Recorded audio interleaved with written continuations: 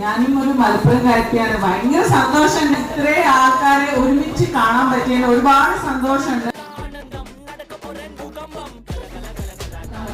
ഇത് ഞാന്, അതെ, അത് ക്യാരക്ടർ, അതെ.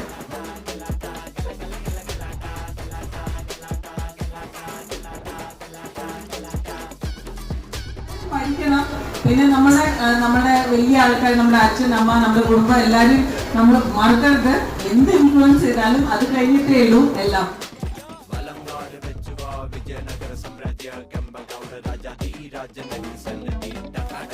Thank you, and thank you once again, Chema. Thank you everyone.